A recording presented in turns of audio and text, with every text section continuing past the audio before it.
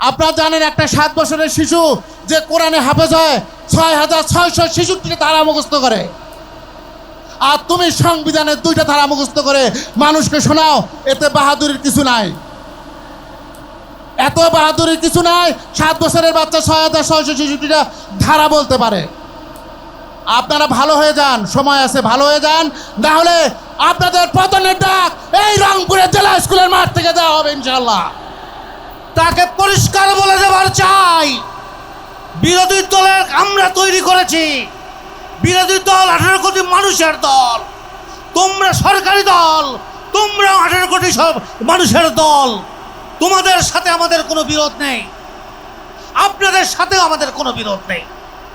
আমরা শুধু জুলাই অভ্যুত্থানের যে ডকুমেন্টস, জুলাইয়ের যে সনদ, জুলাইয়ের যে ওয়াদা, সেই ওয়াদা পূরণ করবার চাই। তারেক রহমান আপনার আম্মাকেও সেদিন ভুল ভাল বোঝানো হয়েছিল, জামাত ইসলাম সেদিন পরিষ্কার করে বলে দিয়েছিল, কিন্তু আপনারা সেদিন কথা শোনেন নাই। আপনার মাকে কে বা কাহারা বলেছিল পাগল আর শিশুর কথা? আপনার মা জননী সেদিন এটার উপর দাঁড়িয়ে থাকতে পারেন নাই। আমাদের অত্যন্ত কষ্ট হয়েছিল, কিন্তু ভাগ্যের নির্মম পরিহাস সেটা মেনে নিতে হয়েছে শেষ পর্যন্ত। এরকম খেলায় আপনি নামবেন না, দুর্নাম হবে আপনার, সুনাম হবে আপনার। অতএব সাধু সাবধান। গণভোটের রায় মানি না, গণভোট আমরা মানতে বাধ্য নই। যারা এই কথা বলে তাদেরকে গণভোটের রায় মানতে বাধ্য করতে হবে। আপনারা রাজি আছেন? পরিষ্কার কথা। আর একটা কথা বলে, আমাদের পাশে আমাদের আধিপত্যবাদী শক্তি ভারত, যা আপনারা জানেন যে ভারত বাংলাদেশ সৃষ্টির পর থেকেই বন্ধুত্বের নামে শত্রুতা করছে, ঠিক কিনা বলেন? তারা আমাদের স্থায়ী শত্রু বলেই তারা ফ্যাসিবাদ কায়েম করতে সহযোগিতা করেছে, শত্রু বলেই ফ্যাসিবাদী পলাতক হাসিনাকে আশ্রয় দিয়েছে। এখন তারা আবার নতুন ষড়যন্ত্র করছে। শুভেন্দু বাবুরা বলছেন, পুষিত করছেন, গুলিত করছেন, এতেও মন ভরে না।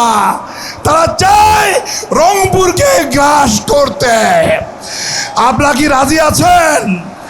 রংপুরকে গ্রাস করতে হলে আমরা যেভাবে লাফিয়ে পড়ব, তোমাদের ধুতি খুলে পালাতে হবে। পশ্চিমবঙ্গ কলিকাতা আমরা দখল করব, চিকেন নেক বন্ধ হয়ে যাবে।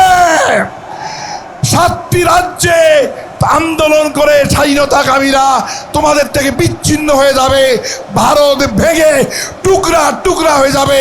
কাজেই আমাদের দিকে চোখের দৃষ্টিতে তাকিও না। রংপুর গ্রাস করার চিন্তা বাদ দাও, চট্টগ্রাম গ্রাস করার কথা বাদ দাও। আধিপত্যবাদী ভারতের বিরুদ্ধে আমাদের গর্জে উঠতে হবে। সবাই স্লোগান দেন, ভারতীয় আধিপত্যবাদ ধ্বংস হোক, নিপাত যাক। ভারতীয় আধিপত্যবাদ ধ্বংস হোক, নিপাত যাক। আর একটা কথা বলি, যার ওসিলায় চিন্নি খাইলি মোল্লা চিল্লি না। আমাদের অবস্থা হয়েছে এইরকম। আবু সাইদের প্রাণ দিল, আপনারা গদ্দিন সিং হয়ে গেলেন, আর আমাদের অধিকার নাই। রংপুর বিভাগ আগে থেকে বঞ্চিত, বৈষম্যের শিকার। এখনো বিএনপি সরকার আমাদের বৈষম্য করছে। সংসদে আমি বলেছি, আমাদের ন্যায্য দাবি আদায়ের জন্য আমরা আন্দোলন করে এই বিজয় ছিনিয়ে আনবো, ঠিক কিনা বলেন? রাজি আছেন? আমরা আগামী দিনে যদি বৈষম্যের অবসান না হয়, যদি ইসলাম অপরিকল্পিত বাস্তবায়ন না হয়, আমাদের ন্যায্য বাজেট বরাদ্দ না যায়, অবশ্যই ওই আবু সাইদের পথে আমরা সংগ্রাম করে আমাদের বিজয় ছিনিয়ে আনবো। সবাইকে ধন্যবাদ। এটি জুলাই মাস, যেই জুলাই মাসে ছাত্র জনতার অগ্নিঝরা স্লোগানে বাংলাদেশের 18 কোটি মানুষ ঐক্যবদ্ধ হয়ে 17 বছরের ফ্যাসিবাদের কবর রচনা করেছিল। যে আকাঙ্ক্ষা প্রত্যাশা নিয়ে আজকে 2 বছর পর জুলাই মাসে এসে আমাদেরকে আফসোসের সাথে বলতে হয় জনগণের প্রত্যাশা পূরণ হয়নি। 17 বছর ধরে আন্দোলন সংগ্রাম করে গণতান্ত্রিকামী সকল দল এই দেশের মানুষের মাঝে সুশাসন গণতন্ত্র প্রতিষ্ঠার জন্য যে আন্দোলন করেছিল, সেই আন্দোলনের ফলশ্রুতিতে গত 12ই ফেব্রুয়ারি দুটি নির্বাচন হয়, একটি জাতীয় নির্বাচন আর একটি গণভোট।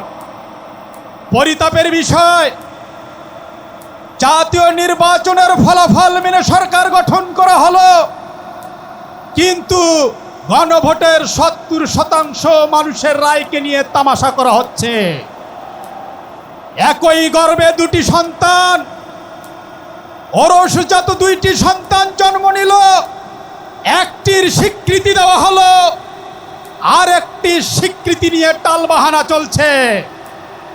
70% মানুষ এই টালবাহানা মেনে নেবে না। পৃথিবীর রাজনীতির ইতিহাসে গণভোটের রায়কে অবজ্ঞা করার ইতিহাস নেই।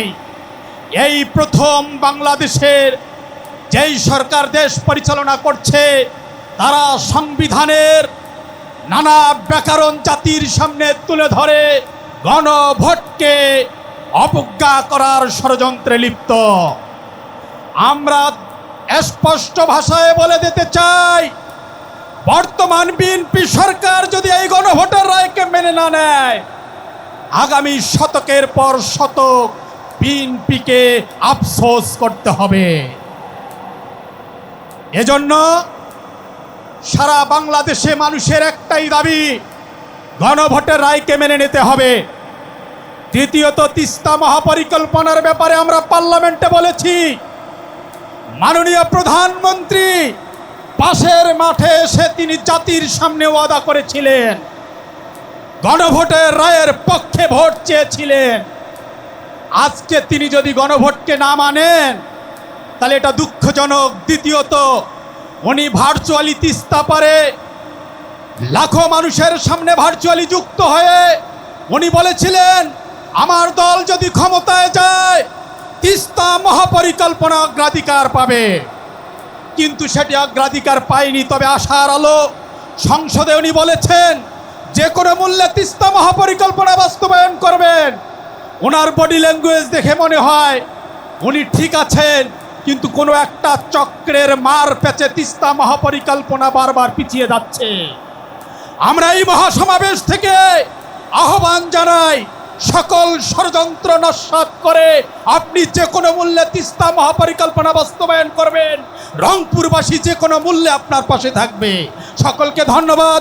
আসসালামু আলাইকুম রহমতুল্লাহ।